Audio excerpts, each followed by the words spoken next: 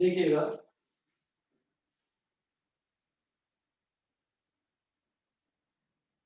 Question number 5 में मैंने इधर बना लिया मून,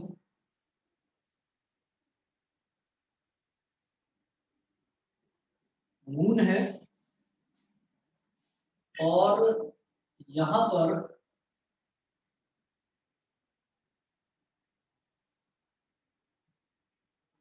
कोई कर्व सरफेस है कोई भी, और इस जगह और इस जगह ये वाला पॉइंट मैंने मान लिया ए, ये वाला पॉइंट मैंने मान लिया बी, और ए और बी के बीच में जो डिस्टेंस है ना बेटा, ये रेडियस ऑफ अर्थ के बराबर है। Radius of earth, radius of अर्थ को मैंने आर ही बोल दिया। मतलब यहां से लेकर और यहां तक वाला जो डिस्टेंस है जिसको हम बी बोलते हैं, it is equal to radius of earth. तो ये इस पॉइंट पर और इस पॉइंट पर, इन दोनों से अगर मैं एंगल देखूं तो जो पैरालेक्टिक एंगल है, वो पैरालेक्टिक एंगल कितना बन रहा है? The moon subtends an angle of 57 minutes at the base line equal to the radius of the earth. तो 57 मिनट का एंगल बना रहा है ये, यानी कि ये वाला जो एंगल है theta, theta is equal to 57 minute. अब मिनट को पहले कन्वर्ट करूंगा मैं सेकंड्स में, क्योंकि मैंने आपको इसमें एक शॉर्टकट बताया था कि अगर सेकंड्स है तो सेकंड्स को मुझे सिर्फ 4.85 इंटू 10 की पावर -6 मल्टीप्लाई करना पड़ता है उसमें, तो वो हमारा सीधा सीधा रेडियन में आ जाता है। तो एंगल जो थीटा है वो मुझे रेडियन में चाहिए होता है।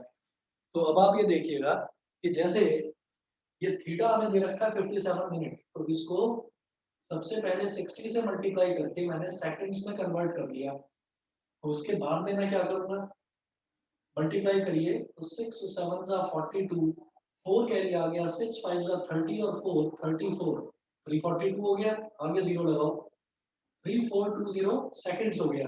इसमें आपको 4.85 3420 इंटू 4.85 इंटू 10 की पावर -6 मल्टीप्लाई करना है। मल्टीप्लाई करने से ये इतने रेडियंस के इक्वल आ गया। यहाँ तक सभी को क्लियर है? बताओ। Yes sir. ठीक है, अब देखिएगा,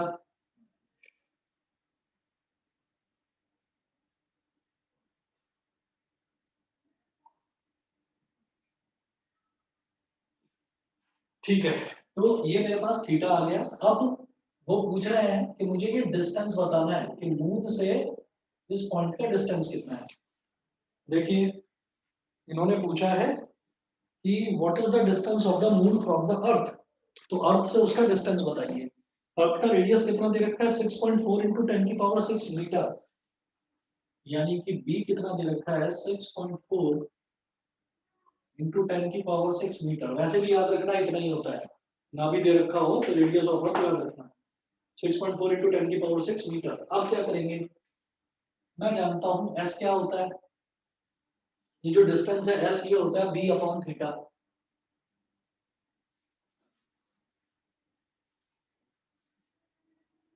S is equal to B upon theta. ठीक है, तो अब आप एस कैलकुलेट करो सीधा सीधा। बी कितना है? 6.4 इंटू 10 की पावर 6 अपॉन 3420 इंटू 4.85 इंटू 10 की पावर -6, ये आ गया। इसके बाद कैलकुलेशन कर लेंगे अपने आप। Yes sir. ठीक है ना, मैं इसको छोड़ रहा हूँ और आंसर आपको पता ही है, क्वेश्चन के साथ ही लिखा हुआ था, 3.86 इंटू 10 की पावर 8 मीटर। ठीक है, ये अपने आप कर लेना। और इसके अलावा कौन सा बता देते बेटा? Question number 6। Yes sir. 6 में प्रॉब्लम आई थी, आस्था ये वाला क्लियर है? Yes sir. ठीक है जी, क्वेश्चन नंबर 6 देखिए। इन्होंने बोला था parallax of a heavenly body measured from 2 points diametrically opposite on equator of earth, diametrically opposite on equator of earth. The parallax of a heavenly body measured from 2 points diametrically opposite on equator of earth is 1 minute। ठीक है, मतलब जो parallax angle दे रखा है वो 1 minute दे रखा है। और ये भी इसी तरीके से है कि हेवनली बॉडी है कोई, इसको आपने पी बोल दिया, पी इज अ प्लैनेट, और यहाँ पर ये अर्थ हो गया, ये अर्थ का डायमीटर हो गया पूरा, इस पॉइंट को ए बोल दो, इस पॉइंट को बी बोल दो।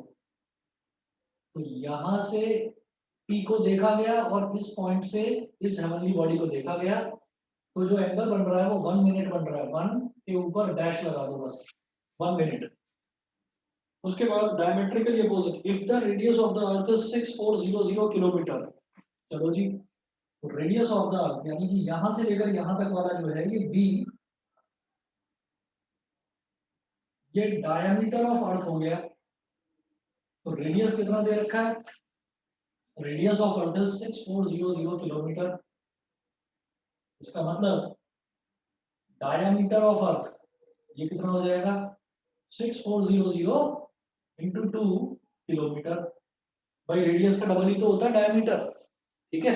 अब इसके बाद देखिएगा वो पूछ रहे हैं find the distance of the heavenly body from the centre of the earth in AU। बेटा AU का मतलब होता है एस्ट्रोनॉमिकल यूनिट्स, एस्ट्रोनॉमिकल यूनिट्स, ठीक है। तो मुझे AU में निकालना है इस हेवनली बॉडी से अर्थ का डिस्टेंस, यानी कि ये S निकालना है। तो सबसे पहले तो मैं थीटा कैलकुलेट करूंगा। थीटा कितना दे रखा है, 1 मिनट, इसको सेकंड्स में कैसे कन्वर्ट करेंगे, 60 से मल्टीप्लाई कर दो, सेकंड्स में आ गया।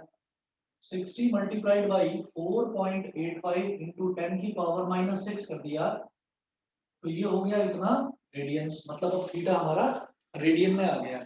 जब थीटा रेडियन में आ गया तो अब हम क्या करेंगे, एंगल तो मेरा आ गया पैरालैक्टिक एंगल, अब बी निकालना है।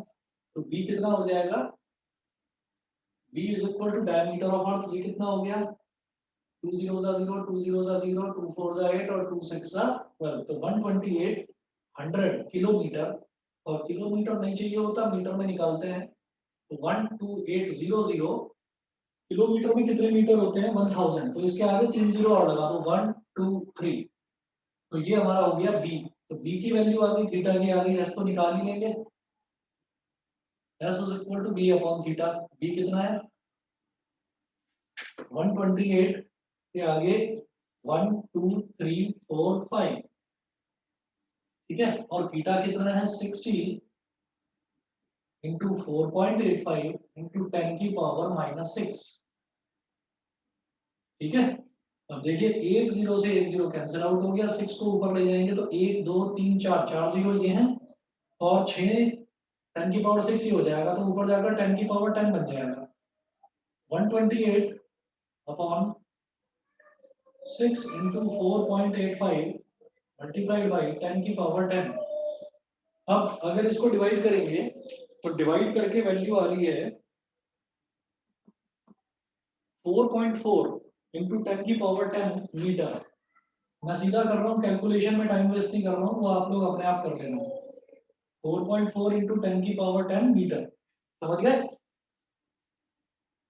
यहाँ तक सभी को क्लियर है सर हाँ जी बताइए। आपने क्वेश्चन 5 से पहले कुछ और डिस्कस कराया था क्लास में? कुछ नहीं, बस क्वेश्चन नंबर 5 फिर क्वेश्चन नंबर 6।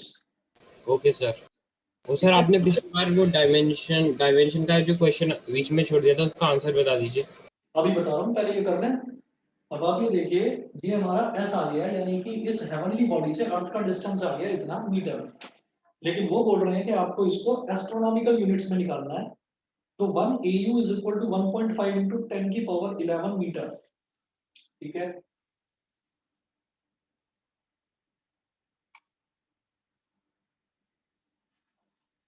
तो यहाँ ये दे रखा है,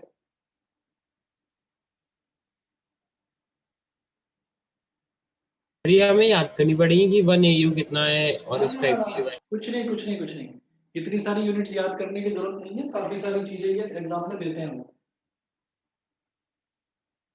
ठीक है। चलिए देखिएगा, मुझे निकालना किसमें है, एस्ट्रोनॉमिकल यूनिट्स में निकालना है।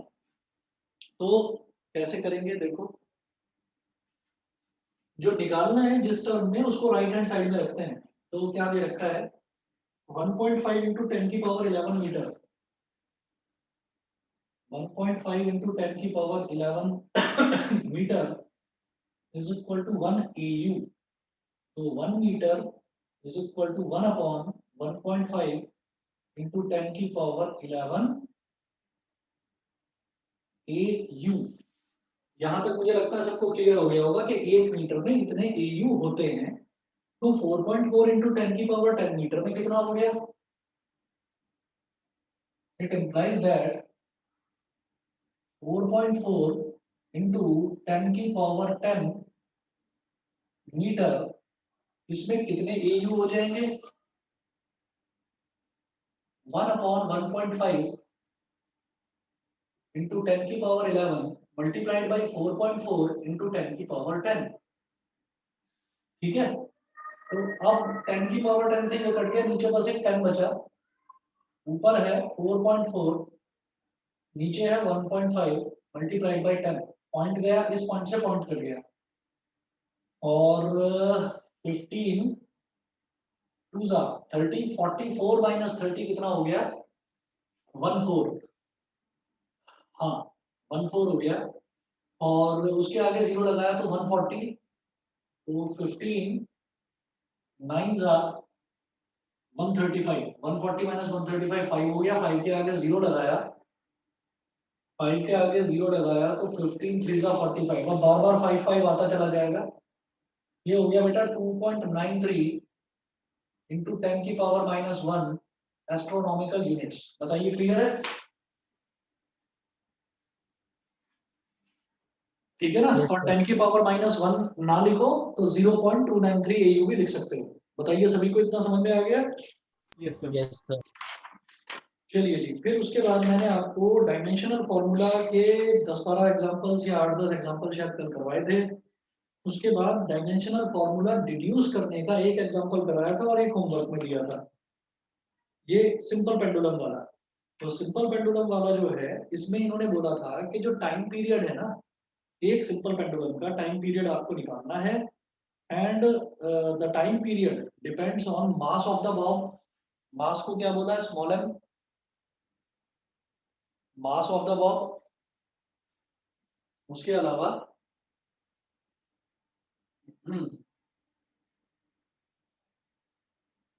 मास है, कहाँ गया क्वेश्चन? मास, लेंथ और एक्सीलरेशन ड्यू टू ग्रेविटी। तो ये जो मैंने आपको कल क्वेश्चन दिया था, इसमें हमने इस तरह से करा था कि time is directly proportional to m की पावर a, लेंथ की पावर b, और acceleration due to gravity small g की power b। It implies that p is equal to k into m की पावर a into l की power b G into की power C. g की power c। सही कह रहे हो, g की पावर c। इसको मैंने बोल दिया था इक्वेशन नंबर 1। ठीक है, यहां तक करने के बाद सर में, मेरा सॉल्व हो गया था। हाँ जी, सर मेरा answer k multiply by l की पावर 1/2 अपॉन g की पावर 1/2 आ रहा है। बिल्कुल सही बात है, यही यही है आंसर। सर मेरा भी यही आ रहा है। बिल्कुल सही है, आंसर यही है इसका। तो करवाऊं इसको? सर मेरा गलत आ रहा है, करवा दो। ठीक है, अभी रुको, बस 2 मिनट में हो जाएगा ये। तो ये टाइम है, तो टाइम का मतलब इसका डायमेंशनल फॉर्मूला क्या बन जाएगा? केवल टी ही बनेगा डायमेंशनल फॉर्मूला। तो मास तो इसमें है नहीं, तो m की पावर 0, लेंथ भी नहीं है तो l की पावर 0, केवल टाइम है तो t की पावर 1। ये हो गया। इधर k है, दिस m इज मास, तो मास का क्या फॉर्मूला होता है? m, तो कैपिटल M की पावर a। इधर लेंथ है, लेंथ का क्या हो गया? कैपिटल L, तो कैपिटल L की पावर b। और ये है acceleration due to gravity. Acceleration due to gravity का फॉर्मूला, आप सीधा सीधा एक्सेलरेशन का फॉर्मूला देखो क्या होता है, metre per second square. Metre per second square, metre क्या है? लेंथ, सेकंड क्या है? टाइम, तो L t की पावर -2। समझ गए? L t की पावर -2 और इसकी पावर c। ये हो गया। अब क्या करेंगे? ये हो गया m की पावर 0, l की पावर 0, t की power 1 is equal to k। अब यहां देखो m कितना है, बस a की बार आ रहा है, तो आप लिखेंगे m की पावर a। बिल्कुल ठीक है। l कितनी बार आ रहा है? l की पावर b। और यहाँ क्या है? l की पावर 1 है, 1 इंटू सी, l की पावर c, तो l की पावर b और l की पावर c क्या हो गया? l की पावर b प्लस c। उसके बाद अगला देखो, अगला है t, तो t की पावर -2 इंटू सी, तो t की पावर -2c। यहां तक सबको क्लियर है? आस्था, भव्या, दिवस, कनिष्क, लक्ष्य, बताओ। सर। यहाँ तक क्लियर है? चले आगे। Yes sir. ठीक है जी, आगे चलते हैं। जिन बच्चों का हो गया था वो भी देख लें, बाकी और कराता हूँ नेक्स्ट इसके बाद, ये तो होने वाला है अभी। अब मुझे क्या करना होता है कि लाइक एक्सपोनेंट्स को कंपेयर करना होता है। तो comparing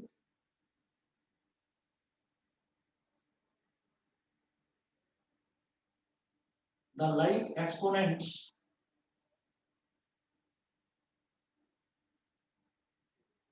comparing the like exponents on both sides, दोनों तरफ जो like exponents हैं उनको आप कंपेयर करिए। तो इधर है m की पावर 0, इधर m की पावर a, तो क्या हो जाएगा a इज इक्वल टू 0। पहली चीज तो ये हो गई। l की पावर b प्लस सी और ये 0, इसको भी छोड़ो। यहाँ देखो t की पावर -2c और यहाँ t की पावर 1 है, तो -2c इज इक्वल टू 1, इसका मतलब c की वैल्यू आ गई बेटा माइनस का 1/2। अब l की पावर है b प्लस सी और यहाँ पर है 0, b plus C is equal to 0, इसका मतलब b is equal to minus C. Minus और c की वैल्यू क्या है -1/2, माइनस माइनस प्लस, तो b की पावर आ गई 1/2। Put these values in equation 2. Put these values in equation 2. Equation 2 में इन वैल्यूज को डाल दीजिए, तो p is equal to k multiplied by m की पावर a, m की पावर a मतलब m की पावर 0। सर इक्वेशन 2 या 1? Equation 1, sorry equation number 1। l की पावर b, b कितना है 1/2, तो l की पावर 1/2 और g की पावर है c, तो g की पावर -1/2। अब ये -1/2 है, इसको नीचे ले जाओ, m की पावर 0 का मतलब तो 1 हो गया, तो t is equal to k, ये हो गया बेटा l की पावर 1/2 अपॉन g की पावर 1/2। तो जब a अपॉन b की सेम पावर होती है तो मैं बोलता हूँ a अपॉन b की होल पावर हो गई 1/2। तो इसको ये कहा जा सकता है k इंटू एल अपॉन जी की होल पावर 1/2, और पावर 1/2 का मतलब होता है अंडर रूट, स्क्वायर रूट होता है। तो t is equal to k into under root L upon G. बताइए जी, यही आ रहा था सभी का? Yes sir. ठीक है। सर हम इसको m वाली लाइन में छोड़ नहीं सकते? नहीं m को तो हटा दो, क्योंकि अब m है ही नहीं, स्मॉल m तो है ही नहीं। जो डायमेंशनल फॉर्मूला है ना, डायमेंशनल फॉर्मूला में तो कैपिटल M, कैपिटल L और कैपिटल T तीनों लिखने पड़ते हैं, लेकिन यहाँ पर जरूरत नहीं है, m की पावर 0 तो 1 हो गया, तो मास पर ये डिपेंड ही नहीं कर रहा है। समझ गए? सभी को क्लियर है? बताइए। Yes yes sir. सर। चलो जी, तो फिर इसी पर बेस्ड अगला क्वेश्चन देखिएगा, और ये क्वेश्चन बहुत पूछे जाते हैं, इस वजह से इसकी और प्रैक्टिस करवा रहा हूँ। अगला क्वेश्चन देखो, the velocity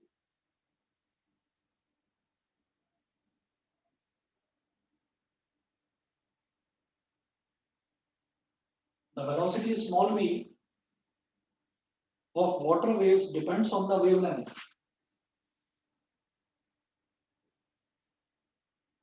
The velocity small v of water waves depends on the wavelength. The velocity small v of water waves depends on the wavelength lambda,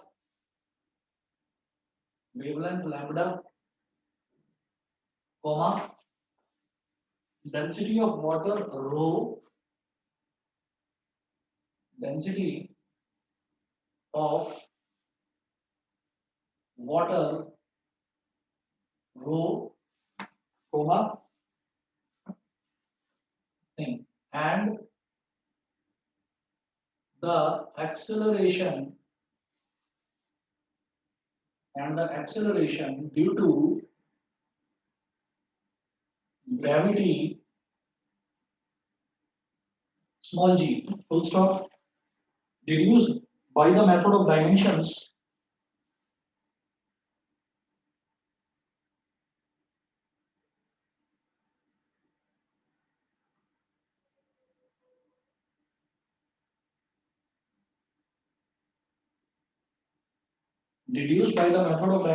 the relationship between these quantities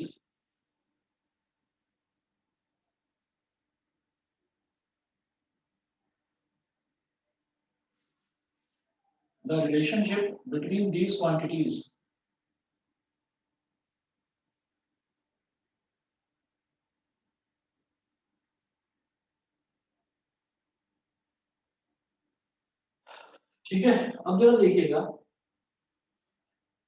जब dimension वाला method use करके करना है तो हम ये कहेंगे the velocity v of water waves, ठीक है। तो जो वेलोसिटी दे रखी है small v of water waves की जो वेलोसिटी दे रखी है वो किस किस पर डिपेंड कर रही है, वो वेवलेंथ पर डिपेंड कर रही है, यानी कि v is directly proportional to lambda. Wavelength पर डिपेंड कर रहा है तो लिखो लैम्बडा की पावर a, डेंसिटी पर डिपेंड कर रहा है तो लिखो डेंसिटी यानी कि रो की पावर b, और एक्सेलरेशन ड्यू टू ग्रेविटी पर डिपेंड कर रहा है यानी कि स्मॉल g की पावर c। यहां तक समझ में आ गया सबको? Yes sir.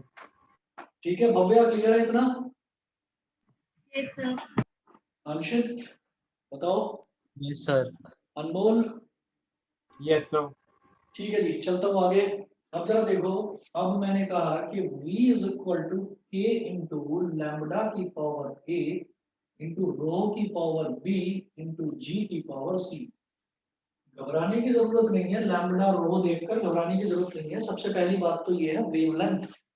वेवलेंथ का मतलब क्या है, कि पानी में अगर मैंने कोई पत्थर फेंका ना तो पानी में अलग अलग तरीके की वेव्स उठेगी। वेव्स मतलब लहरें उठेगी, तो लहरों की लेंथ, वेव की लेंथ, तो लेंथ तो हमेशा मीटर में ही नापी जाती है। समझ में आ रहा है? लेंथ तो हमेशा मीटर में नापी जाती है। तो जो वेवलेंथ है, वेवलेंथ की यूनिट क्या हो गई मीटर, और मीटर क्या है लेंथ, ठीक है। तो इसकी जगह क्या आ जाएगा, लैम्बडा की जगह तो कैपिटल एल आ जाएगा केवल। ये समझ में आता है सबको? Yes sir. समझ रहे हैं? तो मैं इधर ना पहले लिख देता हूँ, चलो आपके समझने के लिए, कि जैसे वेलोसिटी है तो वेलोसिटी है मीटर पर सेकंड, ऐसे लिख दिया।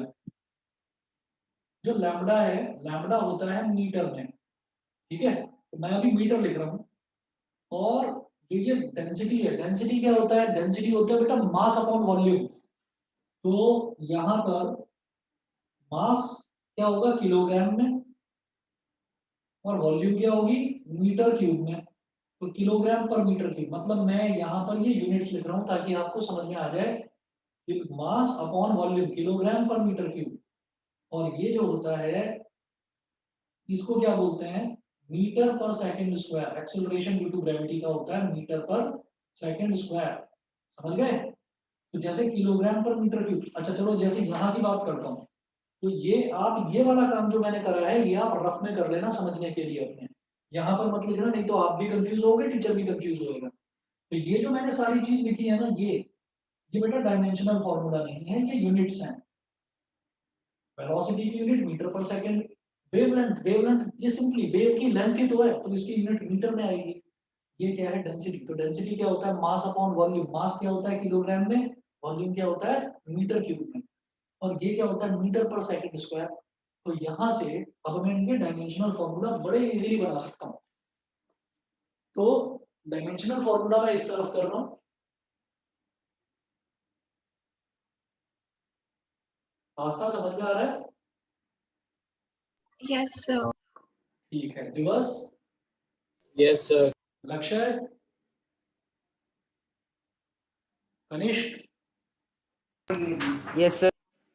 ठीक है जी। तो मीटर पर सेकंड, अब मीटर क्या है, मीटर किसकी यूनिट होती है, लेंथ की यूनिट होती है। तो एल आ जाएगा, सेकंड किसकी होती है, टाइम की होती है, तो टी आ जाएगा, एल टी की पावर -1, ठीक है।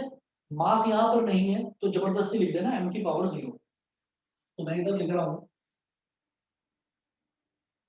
एम की पावर 0, एल की पावर 1, टी की पावर -1।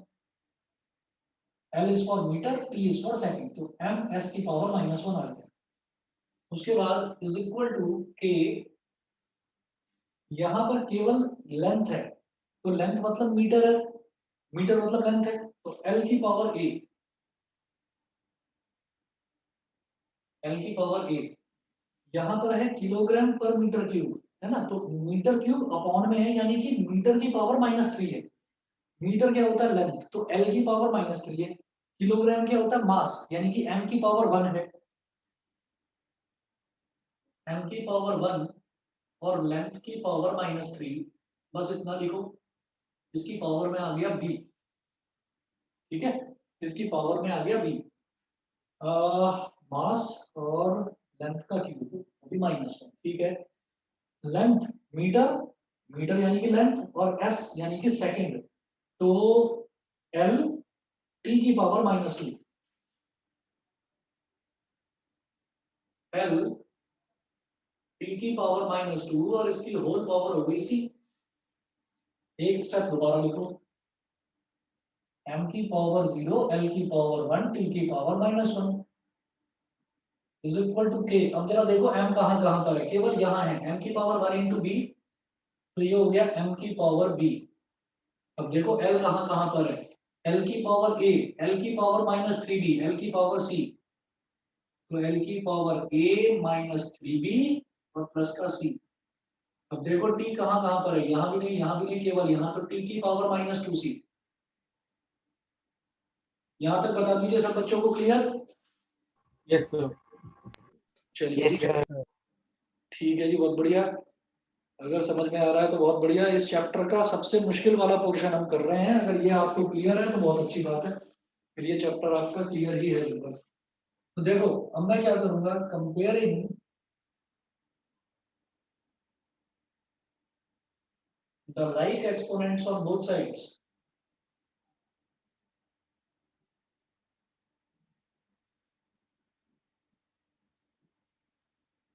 तो इधर m की पावर b है और इधर m की पावर 0 है, तो बेटा b इज इक्वल टू तो 0 हो गया, सबसे पहले ये देखो।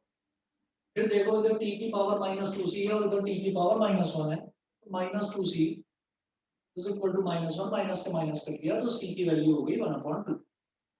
चलिए जी, ये हो गया। अब इतने बड़े वाले पर इस पर आ जाते हैं, L की power a -3b plus c is equal to L की पावर 1, ये 1 के बराबर है। अब a की वैल्यू मुझे नहीं पता, तो लिख लो ऐसे ही, a -3, b की वैल्यू है 0, तो 3 into 0 प्लस c की value 1/2 is equal to 1। 3 into 0 तो देखो 0 हो गया, और ये प्लस का 1/2 है, उधर जाकर माइनस का 1/2, 1 - 1/2, तो a की वैल्यू कितनी आ गई बेटा 1/2। यहाँ तक बताओ, क्लियर? Yes, sir. इसके बाद क्या करना है, कुछ नहीं, इस वैल्यू को आपको इक्वेशन नंबर 1 में डाल देना है और आपका डायमेंशनल फॉर्मूला हो गया डिराइव। इधर कर रहा हूं,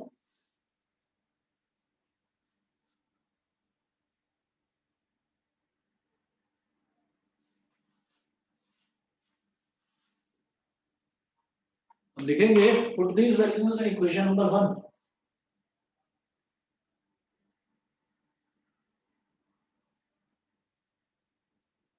put these values in equation 1। Equation 1 में ये वैल्यू डालो, तो v is equal to k, v is equal to k lambda की पावर a कितना है 1/2,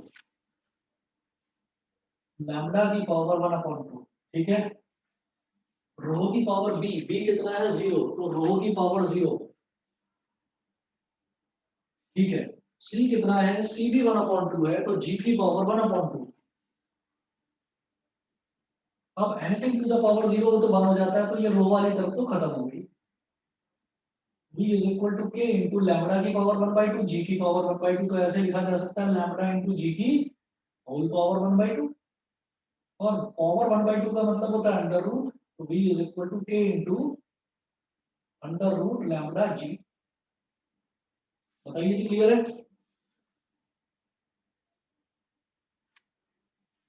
सभी को Yes, sir. क्लियर है? Yes, sir. ठीक है जी, बहुत बढ़िया। अगला क्वेश्चन लिखेंगे, आगे कैलकुलेट नहीं करना, क्या कह रहे हो? आगे मतलब उसको मीटर पर, मतलब मीटर और सेकंड के कुछ उसमें नहीं, निकाल। कुछ नहीं, फॉर्मूला बनाना था, फॉर्मूला बना दिया। उन्होंने बोला था कि deduce by the method of dimension the relationship between these quantities, ये जो क्वांटिटीज दे रखी हैं इनके बीच में रिलेशन क्या होगा, तो रिलेशन ये है वेयर के कैन बी एनी कांस्टेंट 1 2 3 4 5 कुछ भी। जैसे आपको याद होगा अभी 10th क्लास में आप करके आए थे ना कि आपको कोई क्वाड्रेटिक इक्वेशन है या कोई क्यूबिक इक्वेशंस है, उसके क्वाड्रेटिक है तो 2 रूट्स दे रखे हैं, क्यूबिक है तो 3 रूट्स दे रखे हैं। वो बोलते हैं कि रूट्स आपको दे रखे हैं, रूट्स की हेल्प से आप क्वाड्रेटिक इक्वेशन बनाओ या रूट्स की हेल्प से आप क्यूबिक इक्वेशन बनाओ। तो शुरुआत में आप के लिखते थे ना, k into x square minus sum of roots into x plus product of roots, ये आप लिखते थे। तो वो जो k होता था k कैन बी नहीं एनी सर, कांस्टेंट, तो यहाँ पर k वही कांस्टेंट है, कुछ भी कांस्टेंट। नहीं सर, के की बात नहीं कर रहा हूँ, मैं कह रहा हूँ जैसे वो मैं समझ गया, वो नहीं करना। तुम कह रहे हो ना इसकी कुछ और वैल्यू निकालनी है, कोई यूनिट निकालनी है, वो कुछ नहीं करना। Okay sir. ठीक है ना। चलिए जी आगे देखें, अगला क्वेश्चन है एज्यूमिंग, बेटा बाकी बच्चों को भी सबको क्लियर है ना? Yes sir. Yes, sir. ठीक है जी, मैं आगे चलता हूँ। Assuming that the mass capital M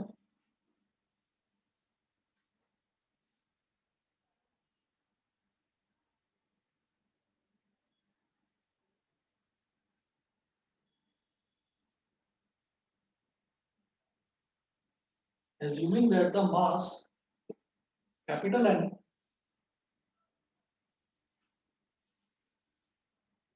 assuming that the mass capital N of the largest stone of the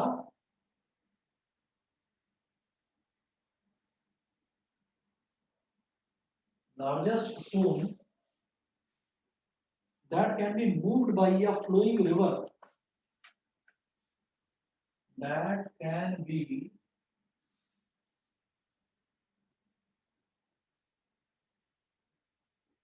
moved by a flowing river,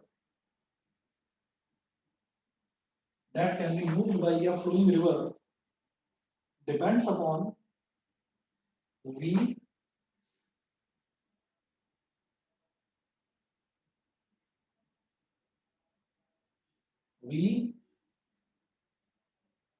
the velocity, comma rho the density of water, rho the density of water, rho the density of water, and on small g and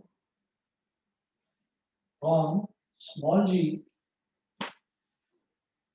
the acceleration due to gravity.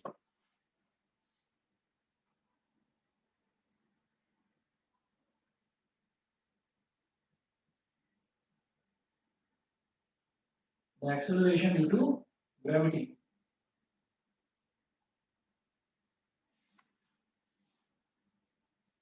Full stop. Show that capital M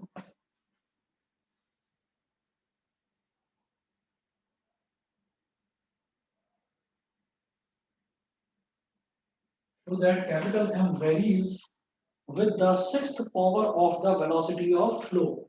Capital M varies with the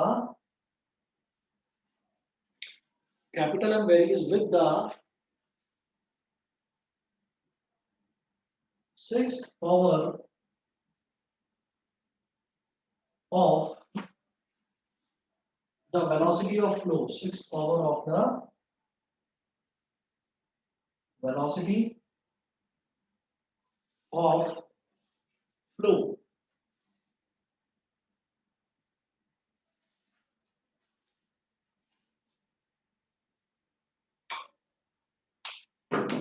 question note करिएगा।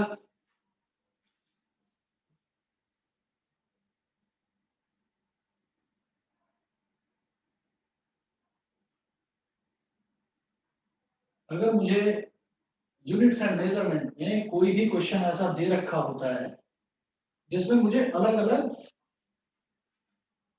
Values दे रखी होती हैं या अलग अलग terms दे रखी होती हैं, assuming that the mass capital N of the largest stone, तो हम ये जानते हैं कि किसी भी स्टोन को अगर मैं किसी रिवर में, किसी कोई भी फ्लोइंग रिवर है, किसी भी फ्लोइंग रिवर में अगर मैं स्टोन को ड्रॉप करूंगा तो क्या होगा कि वो स्टोन जो है वो अपने वजन की वजह से, या आप ये समझ लीजिए कि पानी की डेंसिटी से अगर स्टोन की डेंसिटी ज्यादा है, ठीक है, तो वो उसके अंदर डूब जाएगा, ऐसा ही होता है। लेकिन कुछ हल्के पत्थर भी होते हैं, तो हल्के पत्थर जो हैं वो रिवर के फ्लो के साथ फ्लो होते हुए आगे चले जाते हैं। तो वो बोलते हैं कि हमने बहुत हल्का पत्थर लिया, सोचिए 1 मिलीग्राम का, हमने 1 मिलीग्राम का पत्थर लिया, 1 मिलीग्राम का पत्थर फ्लो कर गया, फिर हमने कहा कि अच्छा चलो थोड़ा सा वजन बढ़ाते हैं, 2 मिलीग्राम का पत्थर लिया, वो भी फ्लो कर गया, 3 मिलीग्राम का पत्थर डाला पानी में, वो भी फ्लो कर गया, 4 मिलीग्राम, 5 मिलीग्राम करते करते करते करते 100 मिलीग्राम, 200 मिलीग्राम, 300, 1000, 2000, 10,000 मिलीग्राम तक भी मैं पहुंच गया। तो मैं ये कहूंगा कि वो पत्थर जो है 10,000 मिलीग्राम वाला पत्थर भी फ्लो करके आगे निकल जाएगा, ठीक है। अच्छा, तो क्या होता है कि ये जो 10,000 मिलीग्राम है, ये सुनकर बहुत बड़ी टर्म लगती है, जबकि उतनी बड़ी टर्म है नहीं। जो मिली होता है, मिली का मतलब होता है 10 की पावर -3। तो अगर 10,000 मिलीग्राम है तो मिली का मतलब होता है 10 की पावर -3। तो 10,000, अब ये जो मिली है इसकी जगह लिख दो 10 की पावर -3, और जो जी है, जी को तो जी ही रहने दो।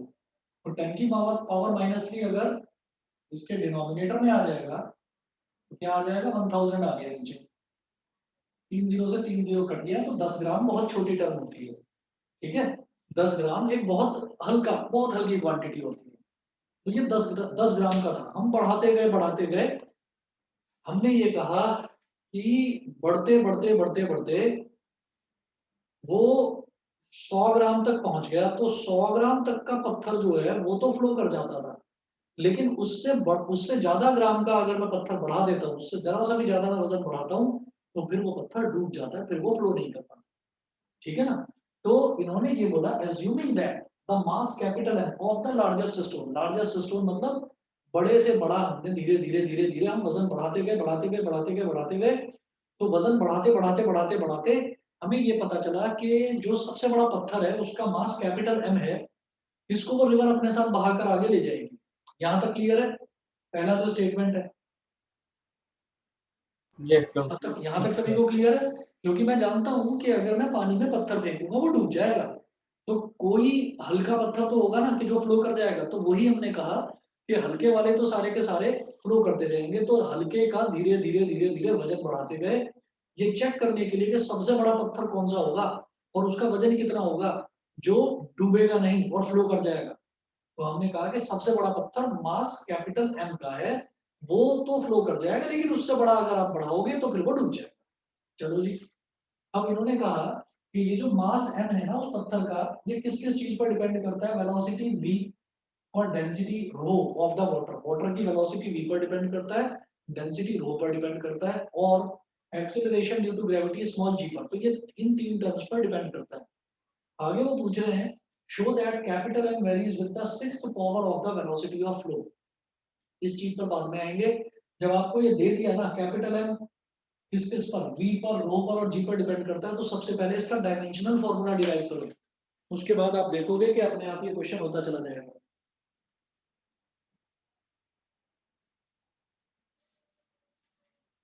लक्ष्य समझ में आ रहा है तुम्हें?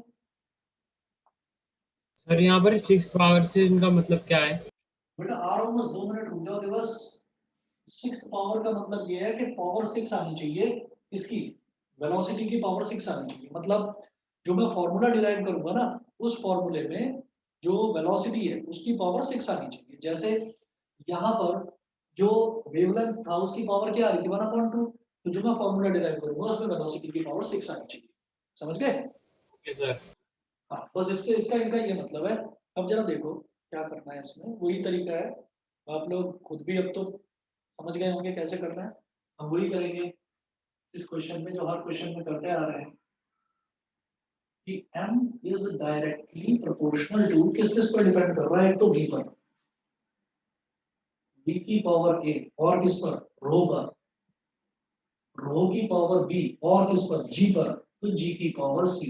चलो जी, m is equal to a into v की पावर a इंटू रो की पावर b इंटू g की पावर c, इक्वेशन नंबर 1। ये हो गया। अब ये क्या है, ये मास m है ना, तो केवल मास ही तो है, तो यानी कि कैपिटल M ही है, ना तो लेंथ है ना टाइम है कुछ, तो इसको मैं लिखूंगा m की पावर 0, सॉरी m की पावर 1, l की पावर 0 और t की पावर 0। अब राइट हैंड साइड पर ये तो एज इट इज। वेलोसिटी के लिए मैं फिर से क्यों मेहनत करूं, क्योंकि वेलोसिटी का रिलेशन तो मैं पहले से ही देख चुका हूं, m की पावर 0, l की पावर 1, t की पावर -1। तो मैं यहाँ पर लिख रहा हूँ l की पावर 1, t की पावर -1, बस इतना लिख रहा हूँ। l की पावर 1, t की पावर -1, इसकी पावर कितनी हो गई, a हो गई। ऐसे ही जो हमारा डेंसिटी था मैं उसको भी देख चुका हूँ, ये था m की पावर 1, l की पावर -3। तो m की पावर 1, l की पावर -3 की होल पावर b। ऐसे ही ये g वाला सेम टर्म है, ठीक है। तो ये g l t की पावर -2, l t की पावर -2 की होल पावर c। चलो जी और आगे करते हैं। m की पावर 1, l की पावर 0, t की power 0 is equal to k into, अब m देखो, m की पावर हो गई b और l क्या है, 1 इंटू a कितना हो गया, l की पावर a, l की पावर -3b और l की पावर c। l की पावर a -3b और प्लस का c। फिर t देखो, t की पावर -a, t की पावर -2c, t की पावर -a -2c। तो ये जी क्लियर है, चले आगे। Comparing the like exponents on both sides.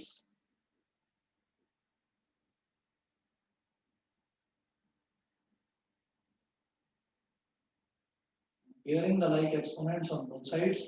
तो b m की पावर b, m की पावर 1, तो b इज इक्वल टू 1 हो गया। चलिए जी एक काम तो ये हुआ। फिर है अब और तो कोई सिंगल टर्म दिखाई नहीं दे रही, तो यही ले दो फिर, a -3b plus c, a -3b plus c is equal to 0। ये क्यों लिया मैंने, क्योंकि एटलीस्ट b तो आ रहा है इसमें, तो b की वैल्यू तो डाल सकूंगा। चलो जी डाल देते हैं। तो ये हो गया a -3, b की जगह आ गया 1 plus c is equal to 0। तो a plus c is equal to 3। Equation 1 तो पहले ही बोल दिया था, इसको बोल दो equation number 2। -a -2c is equal to 0। ठीक है, यहां लिख रहा हूं मैं इस तरफ ऐड 2 और 3, सेकंड और थर्ड इक्वेशन दोनों को ऐड कर देना। क्यों, क्योंकि यहाँ पर प्लस का a है, यहाँ पर माइनस का a है, वही चीज जो आप पेयर ऑफ लीनियर इक्वेशन में एलिमिनेशन मेथड आप करके आए थे। दोनों को ऐड करूंगा तो a से माइनस से कैंसिल आउट हो जाएगा, a से माइनस से कैंसिल आउट हो गया, c -2c कितना हो गया, -c, और 3 -0 कितना हो गया, 3। तो c की वैल्यू आ गई -3।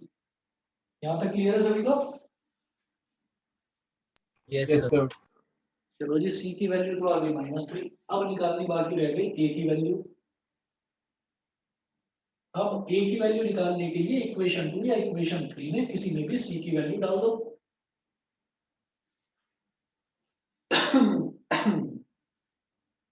तो क्या करेंगे, put this value in equation 2, put the value of c,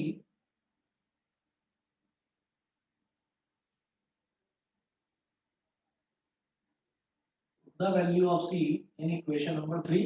equation number 3 में डालो c की वैल्यू, तो क्या हो जाएगा, a और c की वैल्यू क्या है, -3, a -3 is equal two plus का 3, ये इधर चला गया तो a की वैल्यू आ गई 6।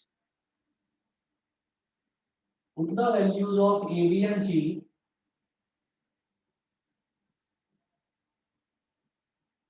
a b and c in equation 1। equation number 1 में a b और c की वैल्यू आप डाल दीजिए। इक्वेशन नंबर 1 क्या है, ये m is equal to k into v की पावर 6 इंटू रो की पावर b, b कितना है 1, rho की पावर 1 और g की वैल्यू g की पावर c यानी कि -3, ये हो गया।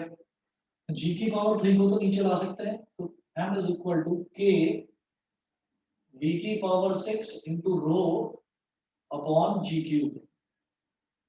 बताइए जी, सभी को क्लियर है? Yes, sir. कनिष्क क्लियर है तुम्हें? Yes sir. ठीक है। अंशित, आस्था, भव्या बताइए। Yes, sir. Sir Yes, sir. दिवस समझ गए? Yes, अनमोल? sir. Yes, sir. ठीक है जी। Hence, it shows that m varies with the sixth power of velocity of flow. It implies that m is directly proportional to v की power 6। यही मुझे show करना था, ये हो गया प्रूफ। क्लियर है कि m varies directly as the sixth power of the velocity of flow। ये लास्ट वाली स्टेटमेंट लिख लेना इसमें। ठीक है जी, चले आगे। Yes sir. चलो जी, ठीक है। इसके बाद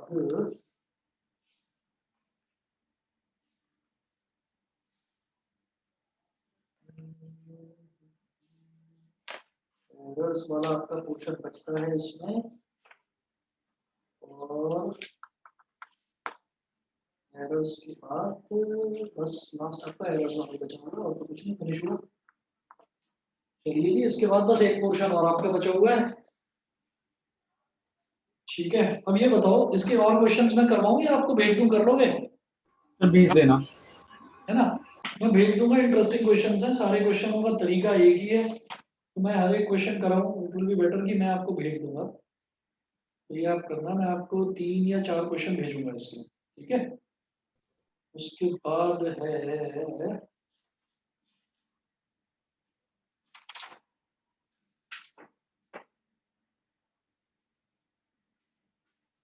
एक्यूरेसी भी तो है शायद। एक्यूरेसी एंड प्रिसीजन, इसकी तो डेफिनेशन है, बस वो तो नहीं करना चाहता आपको। ये सिग्निफिकेंट फिगर्स वाला करवाया है स्कूल में, बताओ? सर हाँ करवाया। करवाया है। चलो इसको, सर अभी तो एरर चल रहा था, कुछ समझ नहीं आया। एरर्स ही समझ में नहीं आएगा, सिग्निफिकेंट फिगर तो कर लो, उसमें तो कुछ है नहीं। चलो जी, तो फिर आपको एरर ही समझाता हूँ मैं। नोट करिएगा, errors in a measurement. Next heading डालेंगे, एरर्स इन अ मेजरमेंट।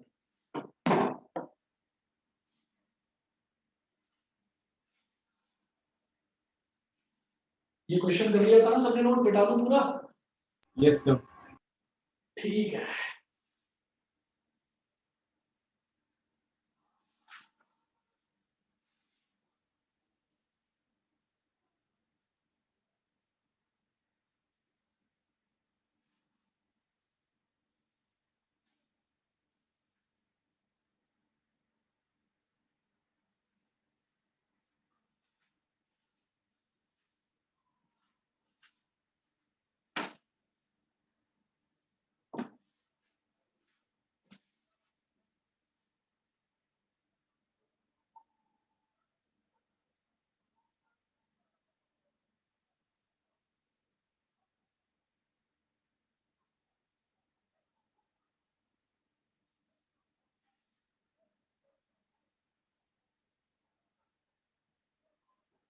ठीक है, नोट करिए एरर्स इन अ मेजरमेंट, और इसमें लिखेंगे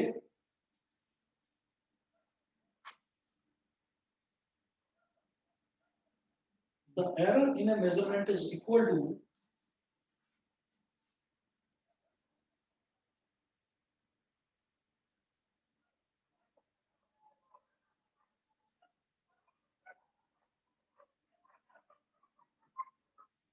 the error in a measurement is equal to the error in a measurement is equal to the difference between the true value and the measured value is equal to the difference between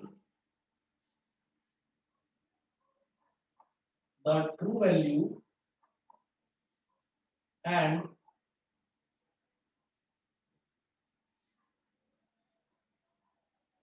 true value and measured value of the quantity. True value and measured value of the quantity. True value and measured value of the quantity. So error is equal to true value minus measured value.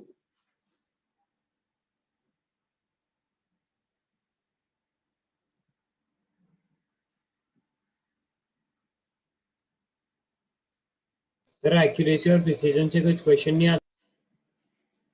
नहीं बेटा, उसमें से कोई ऐसा question नहीं आता। Basically ये precision का ही पार्ट है जो हम कर रहे हैं ना एरर्स, ये प्रिसीजन का ही पार्ट है। एक्यूरेसी और प्रिसीजन की अगर होगा तो ज्यादा से ज्यादा वो आपसे डेफिनेशन पूछ सकते हैं। ठीक है, डेफिनेशन आपको नोट करवा दूंगा। हालांकि पूछने के लिए इतना सब कुछ है इस चैप्टर में। वो आपसे डायमेंशनल फॉर्मूला वाला क्वेश्चन पूछ सकते हैं, वो पैरालैक्स मेथड पूछ सकते हैं, वो इनडायरेक्टली आपसे किसी बड़े ऑब्जेक्ट की हाइट निकालने के लिए पूछ सकते हैं। और इन सब के अलावा जो ये लास्ट में हम एरर्स वाला क्वेश्चन कर रहे हैं, एक्यूरेसी एंड प्रिसीजन में ही आता है। ठीक है ना, बहुत इंटरेस्टिंग इसके न्यूमेरिकल्स हैं। और कई बार बच्चों को समझने में थोड़ा सा टाइम लगता है, लेकिन वो टाइम मैं आपको लगने नहीं दूंगा, एक ही क्लास में बता दूंगा। ठीक है, तो कोई दिक्कत नहीं है, जरा सी भी प्रॉब्लम नहीं है, समझ में आ जाएगा। लास्ट टॉपिक है इस चैप्टर का। ठीक है, अब देखिए, error is equal to true value minus measured value. तो सबसे पहले तो मुझे ये समझना है एरर क्या है। एरर का मतलब क्या होता है? गलती। गलती हुई हमसे या नहीं हुई, कैसे पता चलेगा? अगर मैंने बोला कि एक एक कोई बुक है, उसकी डायमेंशन है लेंथ, ब्रेथ और हाइट। अब मुझे ब्रेथ और हाइट से कोई लेना देना नहीं है, मेरे से ये बोला गया कि बेटा इसकी लेंथ आप मेजर कर लीजिए। आपने स्केल से उसकी लेंथ मेजर करी, आपने लेंथ मेजर करके बता दिया कि ये तो 5 सेंटीमीटर है इसकी लेंथ। तो ये क्या है? ये वो वैल्यू है जो आपने मेजर करी है। आपने मेजर करके मुझे बताया ना कि 5 सेंटीमीटर है, लेकिन उसकी ट्रू वैल्यू मतलब ओरिजिनली या सही में उसकी लेंथ क्या थी वो मैं पहले से जानता हूँ। मैंने कहा 5 सेंटीमीटर तो नहीं है, इसकी लेंथ तो 6 सेंटीमीटर है। तो कितना एरर आ गया? एक्चुअल में जो वैल्यू थी वो ट्रू वैल्यू कितनी थी? 6 सेंटीमीटर। 6 सेंटीमीटर। आपने जो मेजर करा वो क्या था? 5 सेंटीमीटर। तो 6 सेंटीमीटर में से 5 सेंटीमीटर सब्ट्रैक्ट कर दिया तो कितना बचा? 1 सेंटीमीटर। तो आपके मेजरमेंट में कितना एरर है? 1 सेंटीमीटर का एरर है। ये बताइए, समझ में आ गया? Yes sir. तो ट्रू वैल्यू में से मेजर्ड वैल्यू को जब सब्ट्रैक्ट करते हैं तो वो कहलाता है हमारा एरर। ठीक है, चलिए जी, अगर इतना हो गया तो ये तो बहुत बेसिक चीज है जो आप सब लोग जानते हैं। फिर उसके बाद हम लिखेंगे टाइप्स ऑफ एरर। अब हम सबसे पहले टाइप्स ऑफ एरर निकालने से पहले हम सबसे पहले ये जानेंगे कि ट्रू वैल्यू क्या होती है। चलो जी, सबसे पहले हम ये देखेंगे true value of a measured quantity. मैं कुछ भी मेजर करूंगा, कोई भी क्वांटिटी मेजर करूंगा, हमारे पास बेसिक फंडामेंटल क्वांटिटीज क्या है? मास है, लेंथ है और टाइम है। उसके अलावा भी है हमारे पास करंट है, ल्यूमिनस इंटेंसिटी है, अमाउंट ऑफ सब्सटेंस है, टेम्परेचर है। वो बाकी की जो चार है ना उनको तो छोड़ो। मास, लेंथ और टाइम, ये बेसिक फंडामेंटल क्वांटिटी है। बेसिक की भी बेसिक यही है, वैसे बेसिक 7 होती है, और हमसे एम, एल और टी के आगे नहीं बढ़ते टीचर्स। इतना ही पूछा जाता है। क्यों? क्योंकि बाकी की जो फंडामेंटल क्वांटिटीज है उसके लिए पूरी फिजिक्स की नॉलेज होना जरूरी है। तो यहाँ पर क्योंकि ये पहला ही चैप्टर है तो आपसे सिर्फ एम, एल और टी तक आप सीमित रहते हैं। खैर, true value of a measured quantity, इसमें जरा थोड़ा सा नोट करें। इफ a1 a2 a3, लिखते चले जाओ। If a1 comma a2 comma a3 dot dot dot till an be the n measured values of a physical quantities, be the n measured values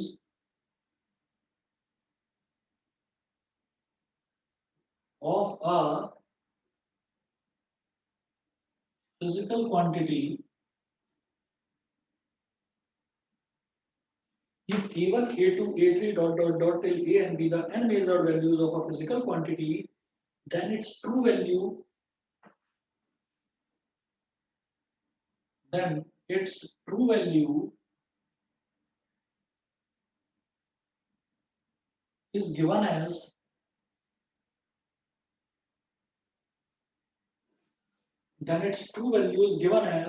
a bar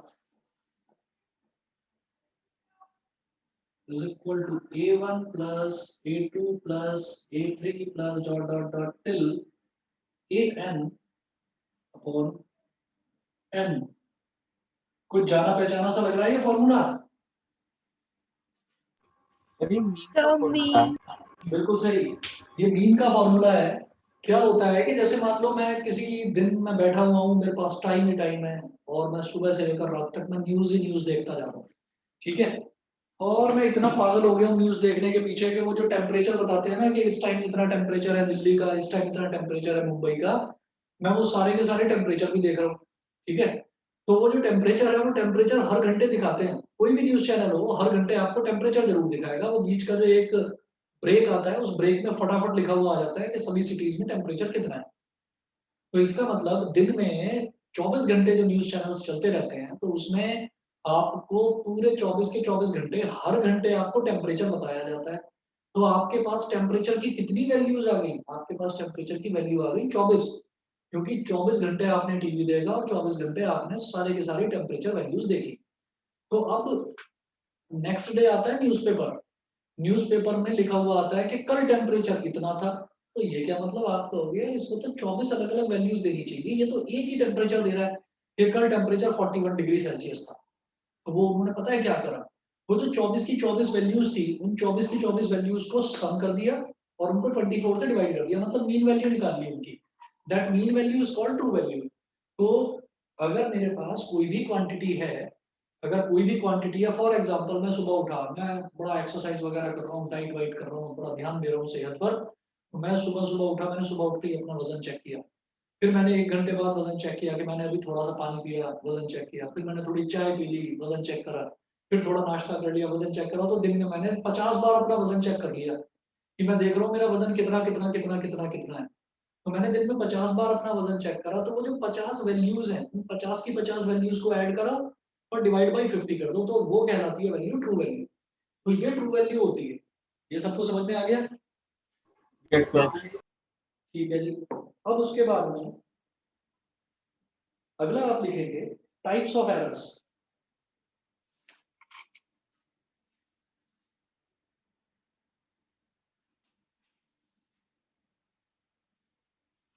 अगला note करेंगे types of errors.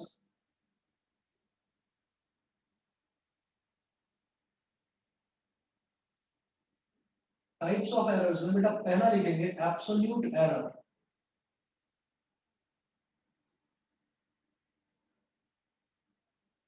Absolute error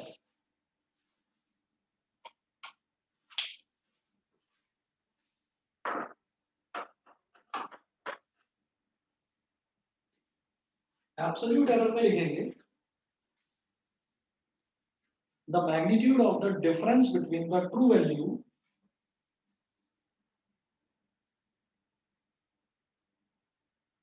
the magnitude the magnitude of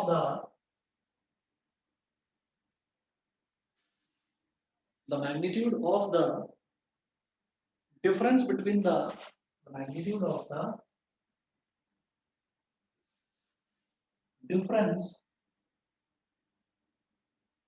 between the true value and between the true value and the individual measured value and the individual और ये compulsory होता है कि measured value एक से ज्यादा ही होगी? दोबारा बोलो। कंपलसरी होता है कि मेजर्ड वैल्यू एक से ज्यादा ही होगी? हाँ, मेजर्ड वैल्यू बहुत सारी हो सकती है। अच्छा, कई बार ऐसा भी है कि हमने एक ही बार मेजर करा, तो वो एक बार मेजर करने वाले क्वेश्चन आपके पास आएंगे ही नहीं। आपके पास क्वेश्चन ही ऐसे आएंगे जिसमें कोई भी वैल्यू है उसको दिन में 3 बार 4 बार या 5 बार मेजर करा जा रहा है। तो जब आपके पास 5 अलग अलग वैल्यूज आएंगी तो तभी तो ट्रू वैल्यू और तभी तो एरर की गुंजाइश बनेगी। अगर आपने मेजर ही एक बार करा है तो फिर तो क्वेश्चन कुछ बनेगा ही नहीं, बहुत आसान क्वेश्चन बनेगा फिर। समझ रहे हैं? तो कोई ना कोई मतलब 2, 3 या 4 वैल्यूज जरूर दे रखी होंगी। Okay sir. ठीक है, the magnitude of the difference between the true value and the individual measured value is called absolute error, is called absolute error। शायद समझ में नहीं आ रहा होगा, आप समझ में आ जाएगा। देखो मैंने कहा कि डेल्टा, इसको ना ये छोटा सा जो ट्रायंगल है इसको बोल देते हैं बेटा डेल्टा। डेल्टा मतलब बहुत छोटी वैल्यू होती है ये। तो delta A1 is equal to A bar minus A1, मतलब ट्रू वैल्यू में से पहली वैल्यू को अगर सब्ट्रैक्ट कर दूं तो वो आ जाता है डेल्टा A1। ये कहलाता है absolute error in first measured value. भाई पहली मेजर्ड वैल्यू कितनी थी?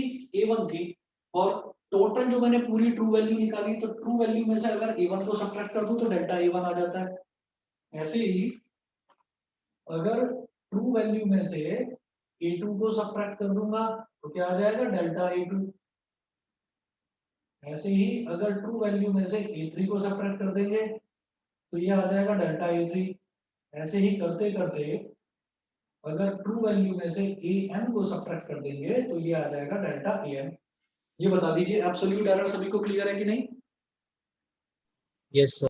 जो ट्रू वैल्यू है, ट्रू वैल्यू में से आपने क्या करा, ट्रू वैल्यू में से आप इंडिविजुअल वैल्यूज को सब्ट्रैक्ट करते चले जाओ तो एब्सोल्यूट एरर्स ये आएंगे सारे के सारे अलग अलग। ठीक है, उसके बाद अगला लिखेंगे सेकंड,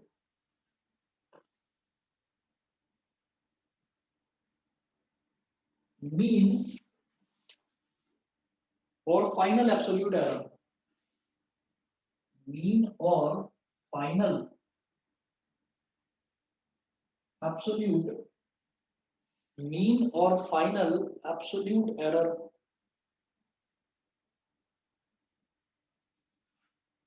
मीन और फाइनल एब्सोल्यूट एरर।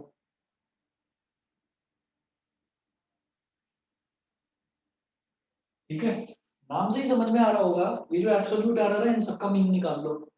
ठीक है, तो वो या तो मीन या फिर फाइनल एब्सोल्यूट एरर बोल देते हैं उसको हम। तो कैसे होगा ये? इसको बोलते हैं बेटा डेल्टा ए बार।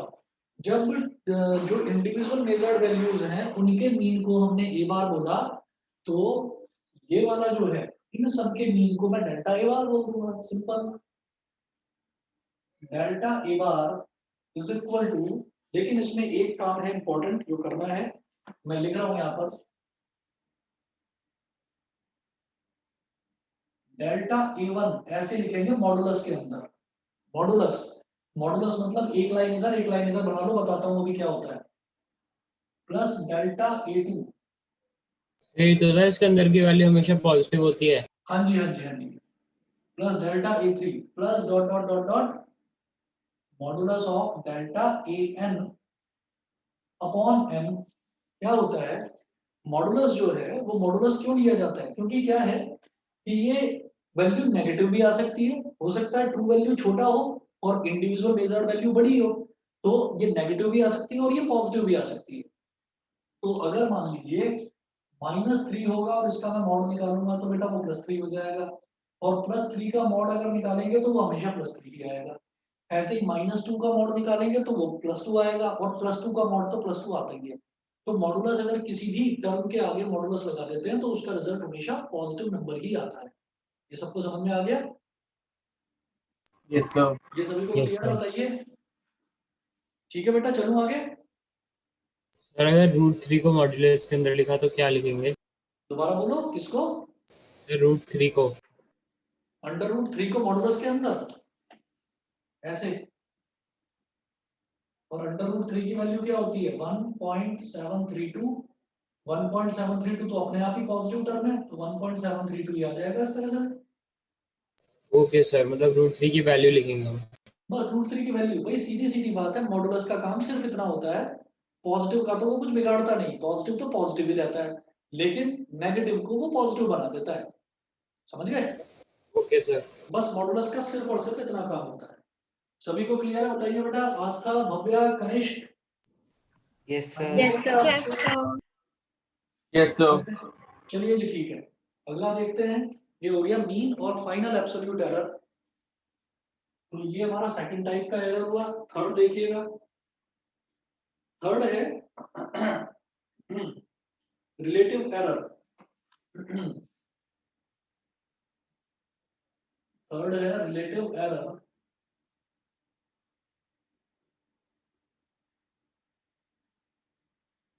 नोट करिएगा, the ratio of the mean absolute error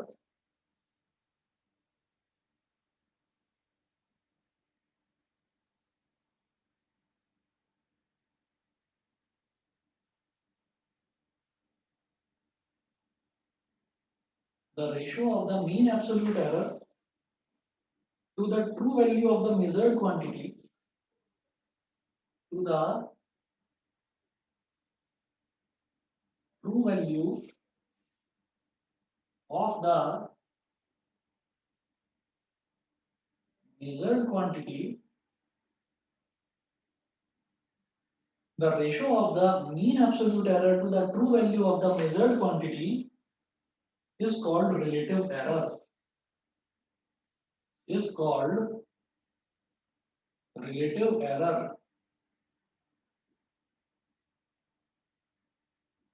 ठीक है, तो ratio of the mean absolute error. Mean absolute error क्या है?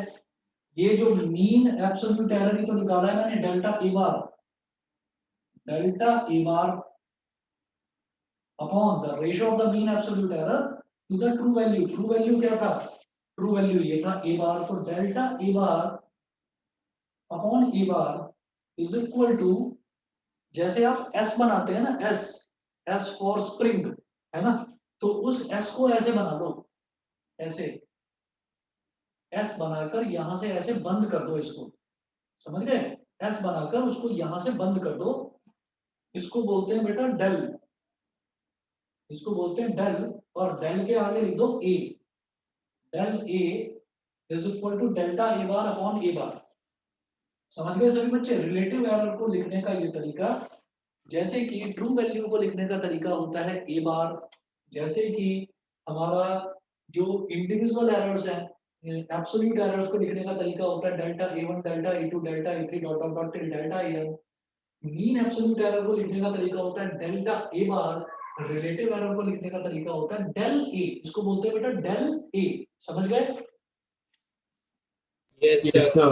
है ना? Yes, इसको मैं लिख देता हूँ उधर, इसको बोलते हैं डेल, DEL डेल। वो लैपटॉप वाला DELL नहीं, DEL बस। ठीक है, तो ये भी ये सारे के सारे ना ग्रीक अल्फाबेट्स थे। जब इंग्लिश अल्फाबेट्स जो है वो सारे खत्म हो गए थे, तो फिर इन ग्रीक अल्फाबेट्स को यूज करा गया। ठीक है, तो this is called relative error. चौथा एरर लिखिएगा,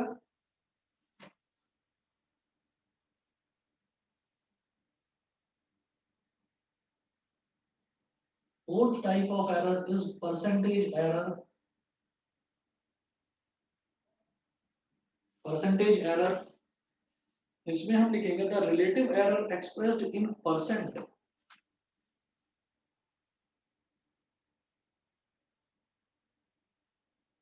The relative error expressed, the relative error expressed in percent, the relative error expressed in percent is called percentage error.